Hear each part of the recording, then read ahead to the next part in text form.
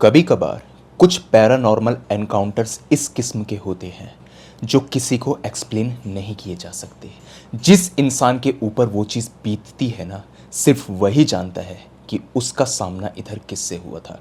कभी कभार तो ऐसा भी हो जाता है कई लोगों के साथ में कि उनका सामना किसी शैतानी ताकत या किसी भूत प्रेत से हो जाता है और उनको मालूम तक नहीं चलता कि उनका एनकाउंटर एक पैरानॉर्मल एक्टिविटी से हो चुका है।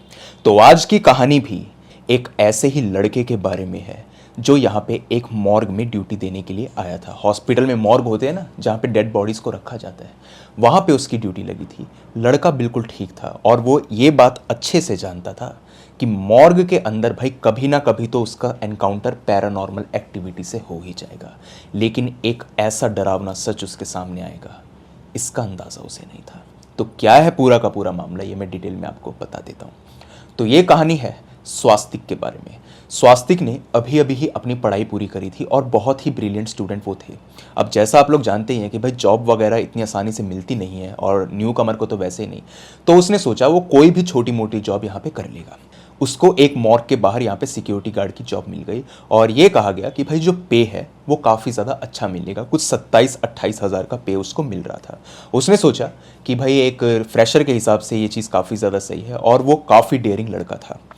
उस दिन जब वो अपनी ड्यूटी पर आया था तो आते के साथ में ही हॉस्पिटल में उसको कई लोगों ने एक बात बोली और ये उन्होंने कहा कि ये जो मॉर्ग है ना, ये खतरों से खाली नहीं है। इसके बारे में लोगों ने ऐसा कहा है कि जब इसके बाहर कोई बैठता है और ख़ास तौर से रात के वक्त में, तो यहाँ पे कुछ अजीबोगरीब आवाज़ें आती हैं और कभी कभार तो एक दो आत्माओं को यहाँ पे घूमते हुए देखा भी गया। स्वास्तिक ने जैसे ही ये बात सुनी वो हंस पड़ा और उसने एक बहुत ही वैलिड क्वेश्चन पूछा। उसने कहा, एक कब्रिस्तान बताओ जहाँ पे भूत प्रेत ना हो, एक मॉर्ग बताओ जहाँ पे भूत प्रेत ना हो। अब सिंपल सी बात है भाई, लाशों के बीच में आप बैठे हो तो आप साइकोलॉजिकली भी यही चीज़ सोचोगे कि सब लोग मर चुके हैं, तो अगर थोड़ी सी भी खटपट हो जाती है ना तो लोग उसको भूत का नाम दे देते हैं। स्वास्तिक ने कहा, देखो मुझे तो ये चीज़ मालूम है साहब, आप जो ये बात बोल रहे हैं ना कि भूत प्रेत और ये सब कुछ वो होगा, लेकिन मैंने एक चीज़ और पढ़ी है कि भूत प्रेत तब तक किसी का कुछ बुरा नहीं करते जब तक उनकी कोई पर्सनल यहाँ पे दुश्मनी ना हो या फिर आप उन्हें परेशान ना करें। उस इंसान ने ये बात बोली कि हाँ, इस मॉर्ग में भी कोई किसी को परेशान तो नहीं करता, लेकिन कई बार लोगों के साथ में कुछ ऐसा हुआ है जो वो एक्सप्लेन नहीं कर पाते। स्वास्तिक ने कहा, ठीक है भाई, हम भी देख लेंगे और देखते हैं कि कौन इधर क्या करता है। आज उसका पहला ही दिन था और रात के करीबन यहाँ पे 8:30 बज रहे थे। वो कंप्लीटली तैयार था किसी ना किसी घोस्टली एनकाउंटर के लिए। वो जैसे ही बैठा अपने डेस्क पे, कुछ 15-20 मिनट के बाद में एक फीट टैप की उसको आवाज़ सुनाई दी। उसको उसने इग्नोर कर दिया और यही सोचा उसने कि ये पक्का कोई ना कोई है जो मेरे साथ में यहाँ पे खेल खेल रहा है। थोड़ी देर के बाद में उसको इधर क्लैप की आवाज़ आई। इस तरीके से 2 बार क्लैप हुई। उसने इधर मुड़ करके कहा, भाई जो भी है मैं पहले ही बता दूं, मैं डरने वाला नहीं हूं। ये भूत प्रेत के जो ये चक्कर है ना, ये लोगों के ऊपर चल जाते होंगे, मेरे ऊपर नहीं चलते। मैं स्वास्तिक हूं, डरता नहीं हूं इतनी आसानी से। ये बोल करके वो अपने काम में मशगूल हो गया और आज वो रजिस्टर खोल करके देखने लगा कि कौन कौन यहाँ पे मरा। तो एक उसे 37-38 साल की औरत दिखाई दी और एक 19 साल का लड़का। लड़का जो था वो कार एक्सीडेंट से मर गया था और जो वो औरत थी उसने सुसाइड करी थी। वो पूरे के पूरी लिस्ट को यहाँ पे पढ़ रहा था और बस यही सोच रहा था कि लोग अचानक से मर जाते हैं। 19 साल की उम्र क्या ही होती है कि एक शख्स यहाँ पे मर गया कि दोबारा से उसको क्लैप की आवाज़ आती है। इस बार स्वास्तिक ध्यान नहीं देता और वो कहता है, जो तुम्हें करना है कर लो, मैं डरने वाला नहीं हूँ। कि इतने में उसके पीछे से एक आवाज़ और आती है, स्वास्तिक तुझ में हिम्मत है, तुम मॉर्ग नंबर 117 के अंदर आके दिखा, तब तुझे पता लगेगा कि हकीकत क्या है। ये उसको आवाज़ आई और उसने जब उसके ऊपर गौर किया तो वो आवाज़ जो थी वो रूम नंबर 117 से ही आ रही थी। वो उठा, अपना डंडा उसने उठाया और जब वो उस गेट के पास में पहुंचा उसने पहले ही कह दिया, भूत प्रेत हो चाहे आदमी हो, अगर मेरे सामने कोई आया ना और मुझे डराने की कोशिश करी तो कसम से सर पे डंडा खींच के मारूंगा, फिर तुम अपनी हालत के जिम्मेदार होगे। उसने अपना सेंटेंस पूरा किया भी नहीं था कि इतने में जो नंबर 35 का खाना था वो एकदम से खुला। स्वास्तिक वहां पे गया और डंडा उठा करके बस वो मारने ही वाला था कि इधर कौन है, क्योंकि लाइट उधर की जो थी वो ऑपरेशनल नहीं थी, लाइट वगैरह के जो कनेक्शंस थे वो भी कटे हुए थे। वो एकदम से डंडा मारने वाला था कि एक आदमी आया, बस बस बस बस बस। भाई हम तो मजाक कर रहे थे यार, तू तो यार सीरियस हो गया। देख हम जो है ना यहाँ के स्टाफ मेंबर्स हैं और कभी कभी यार थोड़ा बहुत मस्ती मजाक तो चलता ही है। स्वास्तिक ने कहा मुझे पता था, वो जो तुमने कहा था ना कि रूम नंबर 117 में आकर के दिखा, तो जब मैंने मुड़ के देखा था तो तुम मुझे दिखाई दे गए थे। तो भाई ये सब चीज़ें मेरे सामने नहीं चलती। सब लोग यहाँ पे हंसने लगे और सब यहाँ पे स्वास्तिक कहने लगे कि भाई तुम बहुत बहादुर हो जो इतनी सारी लाशों के बीच में भी बैठे हुए हो। स्वास्तिक को सुबह की बात याद आई कि जब उसको एक शख्स ने कहा था कि ये मॉर्ग हॉन्टेड है। उसने यहाँ पे अपने सीनियर से पूछा कि आखिर इसकी हिस्ट्री क्या है और ये मॉर्ग हॉन्टेड लोग कहते हैं ऐसा क्यों है। तो उसने कहा हाँ सुना तो मैंने भी ऐसा है, मगर कभी प्रैक्टिकली मैंने देखा नहीं है। कई लोग ये बात बोलते हैं कि वो जो है ना रूम नंबर 113, दो मॉर्ग थे 113 117, तो वो जो 113 नंबर वाला मॉर्ग है ना उसके आसपास लोगों को कोई ना एक स्पिरिट दिखाई देती है, कभी कभी दो तीन स्पिरिट भी। स्वास्तिक ने पूछा कौन दिखाई देता है, तो उसने कहा एक हाँ हाँ मैं आ रहा हूँ हाँ, ये उसने बोला और वो बात वहीं पे ख़त्म हो गई। जाते जाते उसने एक बात और बोली। उसने कहा देखो स्वास्तिक, मौज मस्ती की बात अपनी जगह, लेकिन मैं तुम्हें एक बात सच बता दूं, जितने भी लोग यहाँ पे काम करने के लिए आए थे ना वो मजाक नहीं कर रहे थे। मैंने उनकी हालत देखी थी, आंखों में डर साफ था उनके, और वो कहते थे कि जो हमने देखा है ना वो भगवान अपने दुश्मनों को भी ना दिखाए। तुम बस होशियार रहना और आंखों देखी पर विश्वास रखना, और हो सके ना तो फालतू की चीज़ पर ज़्यादा ध्यान मत देना। मैं तो तुम्हें एक सलाह दूंगा जो मैंने अपनी दादी से सुनी थी। उन्होंने मुझे कहा था कि आत्माएं जो होती हैं ना वो 3 से 4 बार तुम्हें नाम से पुकारती हैं। अगर तुम रिस्पॉन्ड कर देते हो तो वो तुम्हें अपने चंगुल में फंसा लेती हैं। तुम बस रिस्पॉन्ड मत करना, बाकी तुम बैठे रहो। देखो मैं सीनियर हूँ तुम्हारा, तो इसी तजुर्बे से मैं कह रहा हूँ। स्वास्तिक फिर हंस पड़ा। उसने कहा अच्छा अच्छा, तो अब डराने से जब बात यहाँ पे नहीं बनी तो आप सीरियस होकर के मुझे इस तरीके की चेतावनी दे रहे हैं। ठीक है सर, आपकी बात सर आंखों पर मैं तो मानने वाला नहीं हूँ। उसने कहा देखो मैं मजाक नहीं कर रहा, मैं सीरियसली तुम्हें कह रहा हूँ। उसने कहा ठीक है सर, मैंने आपकी बात मान ली। पूरी रात स्वास्तिक बैठा रहा, कुछ भी उथल पुथल उधर नहीं हुई। ऐसा भी नहीं कि किसी के फीट टैपिंग की आवाज़ आई हो या फिर कुछ हुआ हो, ऐसा कुछ नहीं था। अब ये जो पूरा किस्सा हुआ है ना ये देहरादून के एक हॉस्पिटल में हुआ था, और उसका मैं यहाँ पे नाम वगैरह नहीं ले रहा हूँ। मैं आपको साफ ये बात बता रहा हूँ, बस ये बता रहा हूँ कि देहरादून में एक हॉस्पिटल है जिसका ये किस्सा मैं आपसे शेयर कर रहा हूँ। तो वहाँ पे अगले दिन जब वो बैठा हुआ था, चुपचाप वो बैठा था और अपने सीनियर की उसी बात को वो याद कर रहा था कि भूत प्रेत का यहाँ पे एनकाउंटर लोगों के साथ में हो रखा है। वो रूम नंबर 113 और 117 के बीच में बैठता था और बीच में कोई रूम था नहीं। उसको लगातार वही बात याद आ रही थी कि रूम नंबर 113 में से आवाज़ें आती हैं और वहाँ पे पैरानॉर्मल इंसिडेंट होते हैं, 117 में नहीं। आज रात कुछ 2-3 घंटे तक जब उसने ड्यूटी दी, कुछ रात के 11:30 बज गए, तो उसका मन यहाँ पे मचलने लगा। उसने सोचा क्यों ना मैं एक बार 113 रूम नंबर के पास जाकर के देखूं। खैर मेरी ड्यूटी तो नहीं लगी हुई वहाँ पे, लेकिन जाने में कोई हर्ज भी नहीं है और इस वक्त कौन ही देख लेगा।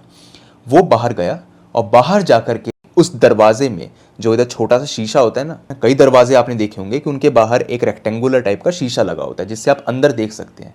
वहाँ से वो देखने लगा तो अंदर मॉर्ग कंप्लीटली खाली सा था।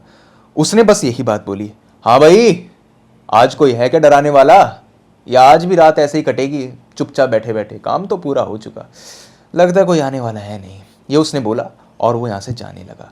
जैसे ही वो जा रहा था लिटरली उसने फील किया कि उसके पास से एक साया होके गुजरा है। एक साया, एक हवा नहीं, उसको एक साया अपने आसपास फील हुआ जो उसके सामने सफेद रंग का सा था, वो अचानक से गायब हुआ। उसको लगा ये मेरे साथ में अभी क्या हुआ। उसने अपनी फ्लैश लाइट से देखा तो सामने तो कुछ भी नहीं था, दूर दूर तक कॉरिडोर एकदम खाली और इंसान जात का कोई अता पता नहीं। सिर्फ वहां पे घूम रहा था तो अकेला स्वास्तिक।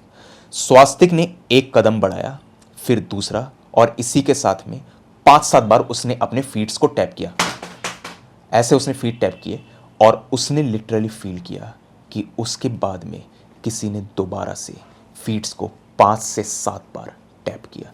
जब उसने पीछे मुड़ के देखा तो पीछे फिर से कोई नहीं। एक बार को उसकी हवा तो सरक गई कि आखिर ये मामला है क्या, लेकिन फिर भी उसने यही सोचा कि पक्का ये सीनियर्स ही हैं जो इस दिन भी इसकी रैगिंग लेने के लिए आ रखे हैं। वो चुपचाप गया और टेबल पे जाकर के बैठ गया। स्वास्तिक के दिमाग में एक क्वेश्चन और था कि आखिर रूम नंबर 113 के बाहर कोई क्यों नहीं बैठा। दोनों रूम्स के बाहर में मेरी ही ड्यूटी क्यों लगी, और दोनों रूम जो थे, मॉर्ग बहुत बड़ा होता है, तो मेरी ही अकेली ड्यूटी क्यों लगी है। इधर भी किसी को बैठना चाहिए था। ऑल्दो रूम नंबर 113 खाली ही पड़ा था, लेकिन क्यों था, इसका उसके पास जवाब नहीं था। बहुत जल्द उसको जवाब मिलने वाला था इस चीज़ का।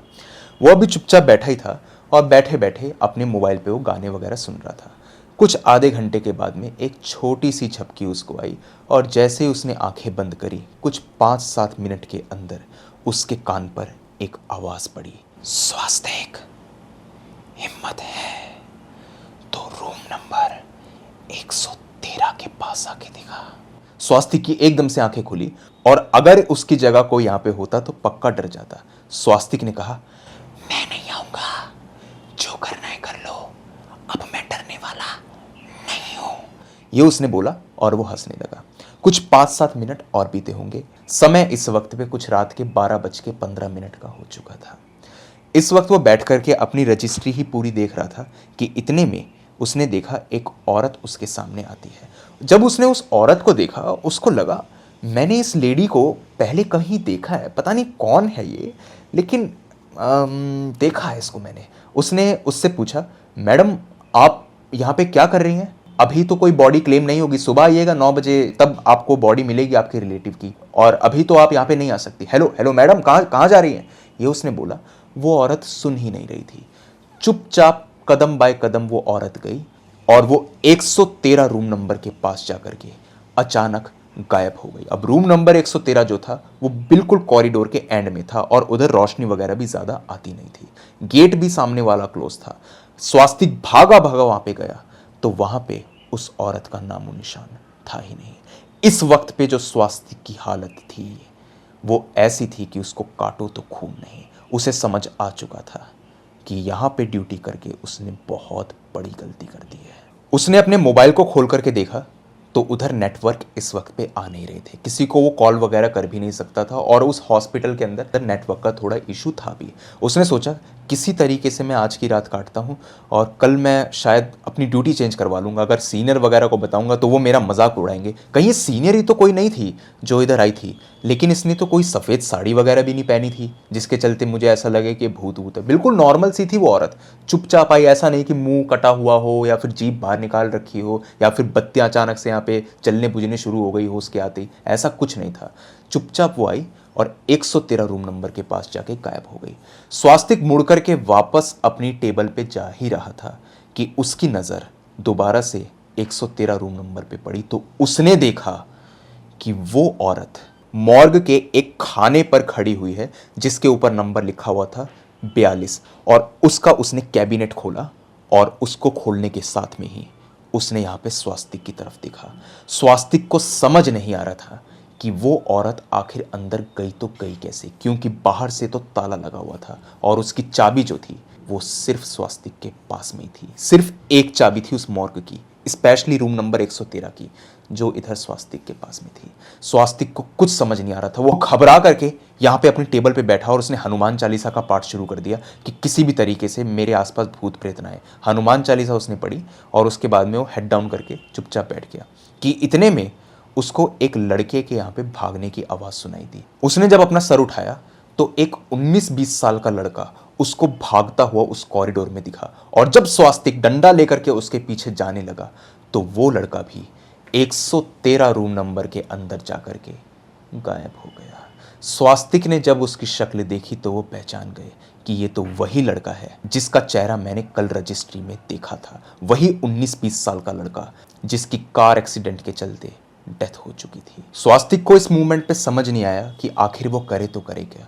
फिर भी न जाने उनके अंदर कहाँ से हिम्मत आई, न जाने क्या हुआ। उन्होंने चाबी ली 113 रूम नंबर की और उसको खोल करके वो अंदर चले गए। अंदर जो उन्होंने देखा, उनके होश फाख्ता हो गए।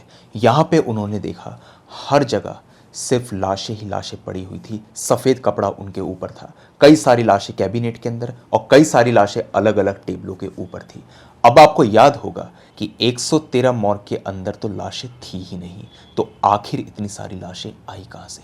स्वास्तिक के कदम उसी वक्त पे जम गए और वो इन्हीं सब चीज़ों में खोए हुए थे कि आखिर ये सब कुछ है क्या, कि दोबारा से उनको अपने पीछे एक आवाज़ आई, भूत प्रेत होते हैं, शुक्र मनाओ कि हम तुम्हारा बुरा नहीं चाहते, नहीं तो अब तक तुम अपने पैरों पर खड़े होने लायक नहीं रहते। ये उसने बोला और अचानक से स्वास्तिक को लगा कि किसी ने उनको यहाँ पे छोड़ दिया। उनको लग रहा था किसी ने उन्हें पकड़ रखा है। मुड़ करके जब वो जाने लगे कि इतने में एक पीछे से आवाज आई, स्वास्तिक पीछे पलट के तो देख, तुझे पता लगेगा कि जितने लोग यहाँ पर ड्यूटी करने आते थे वो झूठ नहीं बोलते थे। स्वास्तिक ने जब पीछे पलट के देखा तो यहाँ पे कुछ 5-7 आदमी और औरत खड़े हुए थे और इसी के साथ में उनकी पूरी बॉडी जो थी ठंडी और नीली पड़ी हुई थी। स्वास्तिक ने बस ये देखा और उसके बाद में वो बेहोश हो गए। सुबह उन्हें कोई उठाने के लिए आया और उनके मुंह पे जब पानी वानी मारा गया और उनसे पूछा गया कि तुम आखिर रूम नंबर 113 के बाहर कर क्या रहे थे, तो स्वास्तिक ने कहा मुझे यहाँ से आवाज़ें वगैरह आई थी और मैं तो अंदर गया था और मैंने देखा यहाँ पे लाशें वगैरह पड़ी थी और पूरी बात उन्होंने बता दी। उनका जो सीनियर था उन्होंने कहा ऐसा तो मुमकिन है ही नहीं, क्योंकि रूम नंबर 113 की चाबी तो सिर्फ मेरे पास है, तुम्हारे पास तो सिर्फ 117 रूम नंबर की चाबी थी। अब ये बात स्वास्तिक को याद आती है कि हाँ, जब कल उन्होंने ज्वाइन किया था तो सिर्फ मॉर्ग नंबर 117 की ही चाबी उन्हें दी गई थी, 113 की तो नहीं। तो आखिर वो चाबी उनके पास में आई कहाँ से थी, इसका जवाब उनको आज तक नहीं मिला। उन्होंने पूरी बात बताई कि एक औरत थी 37-38 साल की और एक 19-20 साल का लड़का, और पूरा उसने हुलिया बताया कि ऐसे ऐसे वो दोनों थे। एक औरत मेरी बात को सुन नहीं रही थी, वो अंदर चला गया, और एक लड़के की भागते हुए कदमों की आवाज़ आई, वो भी अंदर चला गया। उस आदमी ने कहा यह भी मुमकिन नहीं है, क्योंकि इन दोनों को मरे हुए 2 साल से ऊपर का वक्त हो चुका है और उनकी लाशों को आखिर हम मॉर्ग में रखेंगे क्यों, उनका अंतिम संस्कार वगैरह सब हो चुका है। इतने में वही आदमी यहाँ पे आया जिसने कल चेतावनी दी थी स्वास्तिक को। उसने कहा तुम झूठ नहीं बोल रहे, मुझे पहले भी कई बार जो यहाँ पे ड्यूटी देने के लिए आए हैं उन लोगों ने कहा है कि एक आदमी और एक औरत का साया उनको मंडराता हुआ दिखाई देता है और वो अचानक से रूम नंबर 113 में चले जाते हैं, और इसी के बाद में कभी भी 113 को ऑपरेशनल रखा ही नहीं गया। तब से सिर्फ और सिर्फ जितनी लाशें हैं वो 117 मॉर्ग पे ही आती हैं। ये चीज़ इतनी ज़्यादा फेमस हो गई थी जिसके चलते कोई भी वहाँ पे ड्यूटी करने को तैयार नहीं था, और सिर्फ तुम ही थे जो यहाँ पे ड्यूटी करने आए थे। हमें लगा था ये सिर्फ एक मजाक है और हमने तो यहाँ पे तुम्हारे साथ प्रैंक भी खेला, लेकिन हमें नहीं पता था कि यहाँ पे इतना कुछ हो जाएगा। स्वास्तिक ने कहा मेरे पास कोई प्रूफ तो नहीं है, लेकिन जो कुछ भी मैंने कल रात को नोटिस किया था वो एक हकीकत थी। वो दिन था और आज का दिन है। स्वास्तिक आज भी उसी जगह पर नौकरी करते हैं, लेकिन उन्होंने अपनी शिफ्ट को चेंज करवा लिया है। दोपहर में वो वहाँ पे पहरा देते हैं और उनकी हिम्मत नहीं पड़ती कि गर्दन घुमा कर के भी वो 113 रूम नंबर की ओर पे देख ले। उस दिन के बाद से जो नाइट ड्यूटी थी उसके लिए किसी को यहाँ पे रखा ही नहीं गया। उसके बाद में भी कभी कभार ऐसा स्वास्तिक को लगा है कि उनको कोई बुलाने की यहाँ पे कोशिश कर रहा है, या कभी कभी क्लैप की आवाज़ या फीट टैप की आवाज़ भी उनको सुनाई दी है, लेकिन कभी उन्होंने इसके ऊपर ध्यान नहीं दिया। उस मॉर्ग के हॉन्टेड होने का सबूत ये लोगों के सामने आया कि कई बार जब लोग वहाँ से गुजरते थे तो अचानक उनकी तबीयत खराब हो जाती थी, रैंडमली किसी की भी तबीयत खराब हो जाती थी, या कभी कभी कोई किसी को अंदर से उनके नाम से पुकारता भी था। उसके बाद में उस रूम को यहाँ पे सील वगैरह भी करवा दिया गया था, काफ़ी ज़्यादा पूजा पाठ वगैरह भी हुई थी और सारे रिचुअल परफॉर्म भी किए गए। लेकिन आज भी कई लोगों का ऐसा कहना है कि जब वो 113 से होते हुए 117 की ओर आते हैं तो अचानक से एक साया उनको अपने आसपास महसूस होता है, लेकिन वो किसी से कुछ कहता नहीं। बस अब लोग यही समझ चुके हैं कि जो कुछ भी है उसको इग्नोर किया जाए और ज़्यादा से ज़्यादा सिर्फ अपने काम पे ही ध्यान दिया जाए। हॉस्पिटल आज भी ऑपरेशनल है वो, और सब कुछ ठीक है। 117 रूम नंबर के अंदर कोई दिक्कत नहीं है, जबकि उधर रोज़ लाशें वगैरह आती हैं, तब भी वो रूम बिल्कुल ठीक है। लेकिन 113 एक ऐसा रूम है जिसमें जाने की हिम्मत किसी की नहीं है। तो तो यही थी पूरी की पूरी स्टोरी एक हॉन्टेड हॉस्पिटल की। आप मुझे बताइए आपको स्टोरी कैसी लगी, और अगर आपको स्टोरी पसंद आई है तो आप मुझे ज़रूर कमेंट सेक्शन में बता सकते हैं। और अगर आपके पास में भी कोई ऐसा ही हॉन्टेड और क्रीपी इंसिडेंट है तो आप मेरे साथ शेयर कर सकते हैं मेरी जीमेल और इंस्टा आईडी पर। जीमेल आईडी ऊपर दिखाई दे रही होगी आपको, और इंस्टा आईडी का लिंक डिस्क्रिप्शन सेक्शन में मौजूद है। दोनों ही प्लेटफॉर्म्स में से जिस भी प्लेटफॉर्म पर आप कंफर्टेबल हो वहाँ पर जाकर के अपनी स्टोरी मेरे साथ साझा कर सकते हैं। तो आज की वीडियो के अंदर बस इतना ही। अब जल्द मिलता हूँ एक अगली वीडियो में, तब तक के लिए टेक केयर, गुड बाय।